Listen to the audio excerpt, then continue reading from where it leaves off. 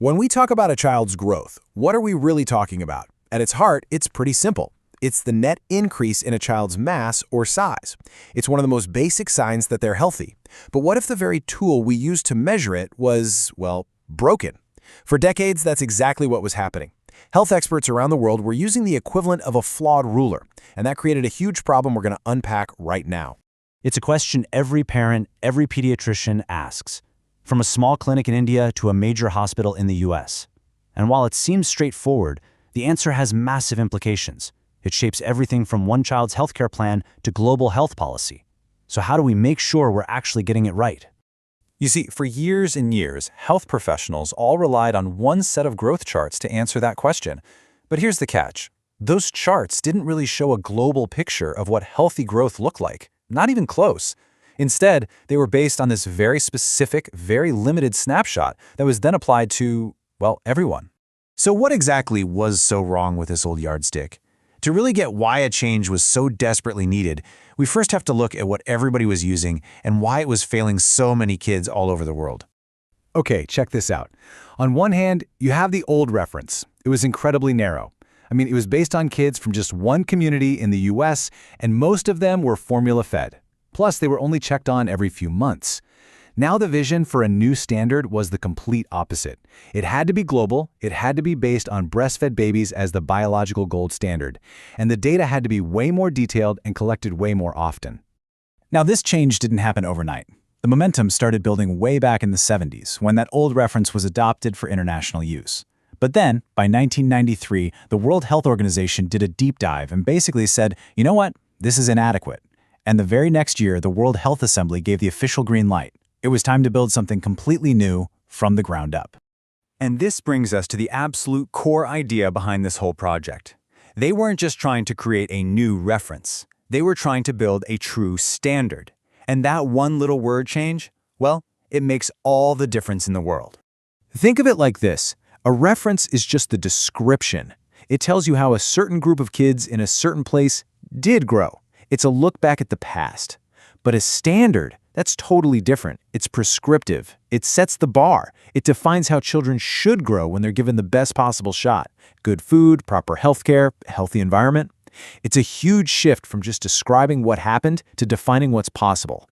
So what did optimal conditions actually mean for the study? Well, it meant being super selective. They chose kids from environments that were known to support healthy development. Their moms were following key health practices, like breastfeeding, which was set as the baseline. And crucially, the mothers were non-smokers, which removed a huge variable that can mess with a child's growth.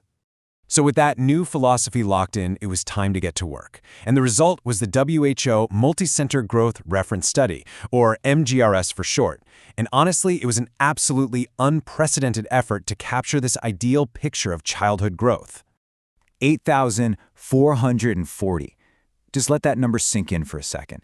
This wasn't a small sample. They collected data from thousands of healthy, breastfed infants and young kids, and that became the rock-solid foundation for this new global standard. And when we say global, we mean it. Researchers gathered information from 6 incredibly different countries: Brazil, Ghana, India, Norway, Oman, and the USA. This diversity was absolutely essential to prove that the new standard wasn't just for one type of kid, but for every kid, everywhere. This was a marathon, not a sprint. The study itself ran for 6 years, from 1997 all the way to 2003. Some of these kids had 21 home visits in their first 2 years of life alone.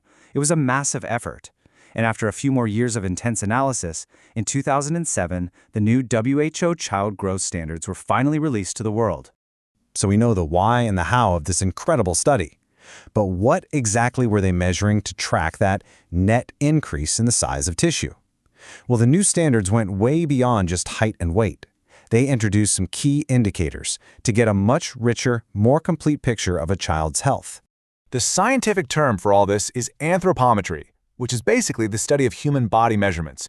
And these new standards gave us really solid data for 4 key indicators. So let's quickly break down what each one tells us. All right, first up, head circumference.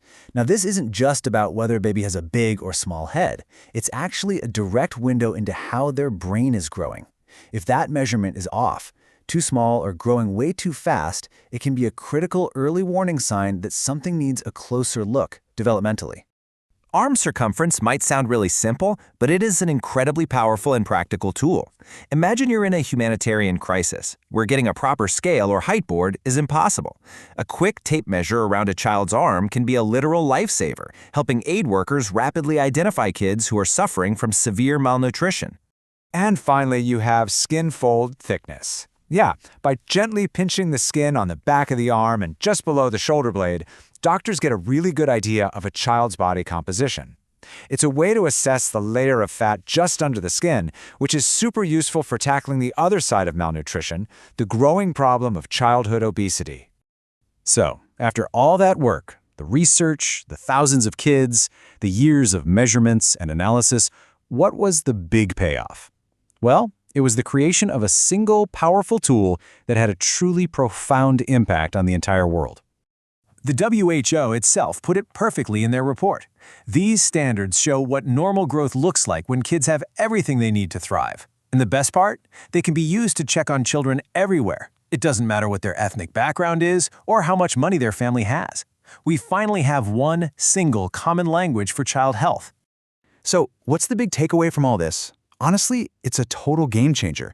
This study proved that when it comes to a child's growth, the biggest factors aren't their genes or their ethnicity. It's their nutrition, their healthcare, and their environment. It means that if you give them the right start in life, kids from anywhere in the world have the potential to grow in a very similar, healthy way. This single standard helps us fight malnutrition, keep an eye on obesity, and build smarter, better health policies for every single child. You see, creating these standards wasn't really an endpoint. It was a starting line.